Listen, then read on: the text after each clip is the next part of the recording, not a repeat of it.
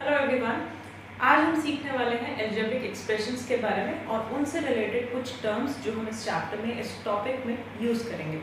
तो देखते हैं अलजेब्रिक एक्सप्रेशन होता क्या है। सबसे पहले आप समझो, जैसे मैंने किसी को बोला कि आपकी एज जो है वो 10 साल है, ठीक है। तो इस एज को मैं 10 लिख सकती हूँ, ठीक है। 10 साल means I can express it in numbers, in the form of numbers. तो ये जो हुई ये न्यूमेरिक एक्सप्रेशन है, यानी नंबर्स की फॉर्म में मैंने इस एज को, इस डेटा को रिप्रेजेंट किया है, ठीक है। ऐसे ही अगर मान लो मुझे ये एज नहीं पता, आई एम सेइंग कि वो पता नहीं कितने साल की है, तो हम उसको एक, जैसे आपके पास ए से लेके जेड तक लेटर्स हैं, उनमें से कोई भी एक लेटर यूज करो और हम मान लेते हैं कि वो एक्स ईयर्स की है। We don't know the age, तो हमने एज्यूम किया कोई भी एक लेटर, तो ये है x। अब x 10 भी हो सकता है वो 12 की है, हो सकता है 100 साल की है, हो सकता है 20 की है। x की वैल्यू कुछ भी हो सकती है, ठीक है। अगर मैंने लिखा 10 साल तो 10 ही है, उसको मैं 11 नहीं बोलूँगी। लेकिन अगर मैंने लिखा x ईयर्स की कोई लड़की है, तो वो कितने भी साल की हो सकती है, वो अननोन है, वैल्यू अननोन है। तो मैंने इसको, जो एज मुझे नहीं पता थी या जो भी डेटा मुझे नहीं पता है, उसको मैं x की फॉर्म में मतलब x एक्सप्रेशन से लिख रही हूँ, एक्सप्रेस कर रही हूँ। तो ये जो है अलजेब्रिक एक्सप्रेशन है, जो ये x है, मैंने ABCD यूज़ करके, यानी कि लेटर्स को यूज़ करके, अल्फ़ाबेट्स यूज़ करके अपने डेटा को एक्सप्रेस किया है। तो this is an algebraic expression और ये आपका न्यूमेरिक एक्सप्रेशन है, ठीक है। तो आगे देखते हैं अलजेब्रिक एक्सप्रेशन में क्या है। सबसे पहले कांस्टेंट।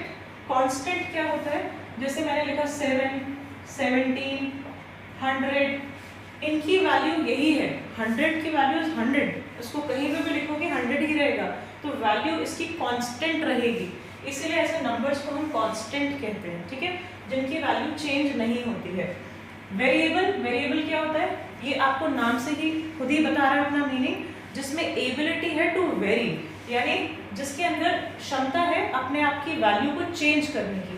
तो जितने भी जैसे x, y, ये सब z, a, b, t, कुछ भी ले लो, ये सब क्या है, वेरिएबल्स। इनकी वैल्यू कुछ भी हो सकती है, ठीक है। सो कांस्टेंट एंड वेरिएबल। नेक्स्ट देखते हैं टर्म्स। टर्म क्या होता है, जैसे मैंने लिखा x प्लस 7, या मैंने लिखा xy प्लस 7x प्लस 2, ठीक है। तो ध्यान से देखो, ये जो प्लस साइन है, पॉजिटिव नेगेटिव साइन, दो चीजों को अलग कर रहा है, ठीक है। तो ये एक x को अलग कर रहा है और एक 7 को अलग कर रहा है। तो ये जो है x, वो एक टर्म है, this is one term and this is two term, second term. तो इस एक्सप्रेशन में दो टर्म्स है, x और 7। ऐसे ही यहाँ पे देखो xy एक टर्म है, 7x दूसरी टर्म है, 2 थर्ड टर्म है, ठीक है। तो यहाँ पे 3 टर्म्स हैं। ऐसे ही ये 2 की जगह आपका x² प्लस 5x प्लस 4 कुछ भी हो सकता है, और लंबा भी हो सकता है। तो इसमें कितनी टर्म्स हैं, 5 टर्म्स हैं। यहाँ पे माइनस भी हो सकता है, ठीक है, प्लस माइनस से सेपरेट हो रहे हैं, तो इसकी एक टर्म क्या होगी, -5x। ओके, अब आगे देखते हैं लाइक एंड अनलाइक टर्म्स। तो लाइक और अनलाइक टर्म्स क्या होते हैं, जिनके पास सेम वेरिएबल है, सेम वेरिएबल, वो लाइक टर्म्स है। जैसे 7x, 5x दोनों लाइक टर्म्स हैं, दोनों के पास ही x है, ठीक है। ऐसे ही अगर मैं बोलूँ 7xy एंड 2xy, देखो दोनों के पास xy है, यानी सेम पेयर ऑफ वेरिएबल है, तो ये दोनों लाइक टर्म है। ऐसे ही अगर मैं बोलूँ आपको 3x² एंड 4yx², ठीक है, क्या ये दोनों लाइक है, ये भी बिल्कुल लाइक है। क्यों, क्योंकि आपको सिर्फ वेरिएबल देखना है। देखो ये इसमें भी x² और y है, यानी x 2 है, x की पावर 2 है एंड y 1 है, ठीक है। तो ऐसे ही इसमें भी देखो y 1 है और x जो है वो 2 है, x की पावर 2 है। तो ये दोनों हुए लाइक टर्म्स। आगे देखते हैं अनलाइक टर्म क्या होता है, इसी का उल्टा। जैसे मैं लिखती हूँ 7x² और एक टर्म लिखती हूँ 3yz, तो ये दोनों अनलाइक हैं। इसमें x² है, इसमें yz है, तो दे आर अनलाइक, एक जैसे नहीं है, ठीक है।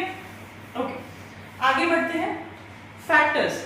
तो फैक्टर क्या होता है, जैसे आप अभी तक फैक्टर्स एंड मल्टीपल्स में पढ़ते आ रहे थे। जैसे अगर मैं बोलती हूँ 12 का फैक्टर लिखो, तो आप क्या लिखते हो, 12 के फैक्टर जिसकी टेबल में ये 12 आता है। जैसे कि 1, 2, 3, 4 इनके फैक्टर हैं, ठीक है। ऐसे ही अगर मैं इसको किसी मल्टीप्लाई दो नंबर्स को मल्टीप्लिकेशन की फॉर्म में लिखूं तो मैं 12 को क्या लिखूंगी 3 इंटू 4, तो 3 और 4 इसके क्या हुए फैक्टर्स। तो ऐसे ही अलजेब्रा में अगर मुझे फैक्टर लिखना है, मान लो 7x के फैक्टर्स लिखने हैं, ठीक है, 7x के, तो x जो है 7 का ही मल्टीपल होगा, ठीक है। तो इसका एक फैक्टर होगा 7 और एक होगा ये खुद, यानी 7 और x, दो फैक्टर्स हैं इसके 7 और x।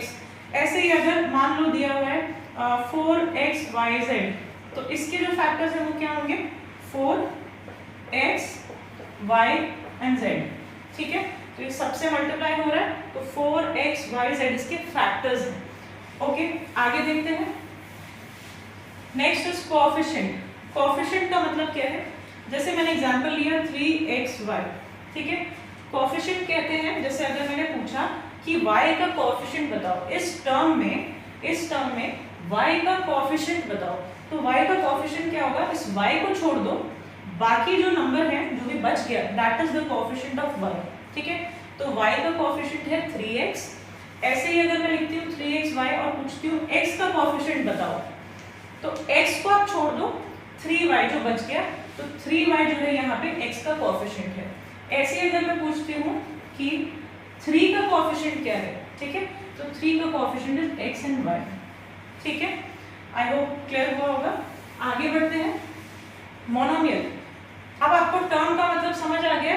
टर्म मतलब जितने प्लस और माइनस के बाद जितने टर्म्स वहां पे लिखे गए हैं, जितने नंबर्स लिखे गए हैं, जितने एक्सप्रेशन यूज किए गए हैं, ठीक है, दैट इज टर्म। तो मोनोमियल क्या होता है, मोनो का मतलब है वन, ये मोनो मतलब होता है single, one.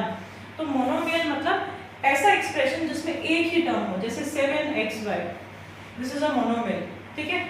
-7xy monomial, -2/3x²y एक ही टर्म है, ठीक है, तो this is a monomial.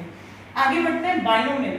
By means two, anything having two, तो दो टर्म वाला जो भी एक्सप्रेशन है दैट इज अ बाइनोमियल। जैसे मैं लिखूं -4x² + 3yxyz, तो ये एक टर्म है, ये एक टर्म है, दो टर्म्स हो गई। या मैं ऐसे लिखती हूँ x² + 5x, दो टर्म्स हैं, ठीक है, तो ये हुए आपके बाइनोमियल। आगे देखते हैं ट्राइनोमियल। ट्राइनोमियल्स मतलब ट्राई मींस होता है 3, तो जिसमें 3 टर्म्स हैं दैट इज अ ट्राइनोमियल, यानी कि 3xy + 4x + y, ठीक है। तो 1 term, 2 term and 3 term, very easy, 3 term वाला ट्राइनोमियल। क्वाड्रिनोमियल, क्वाड का मतलब होता है 4, ठीक है, तो 4 यानी जिसमें 4 टर्म्स हैं तो वो क्वाड्रिनोमियल। तो मान लो इसी एक्सप्रेशन में मैं यहाँ 5 और लगा देती हूँ, तो ये आपका हो गया क्वाड्रिनोमियल। ऐसे ही आता है पॉलिनोमियल। अब पॉलिनोमियल मत समझना कि 5 हो या 5 से ज्यादा हो, पॉलिनोमियल, पॉली का मतलब होता है मल्टी, मैनी, ठीक है। तो 2 से ज्यादा जिसके में भी जिस भी एक्सप्रेशन में टर्म्स होंगी वो पॉलिनोमियल कहलाएगा। तो ये सारे ही पॉलिनोमियल हैं, ठीक है। पॉलिनोमियल मींस कितने भी टर्म्स हो सकते हैं उसमें, मोर देन 1, तो ये पॉलिनोमियल होगा। तो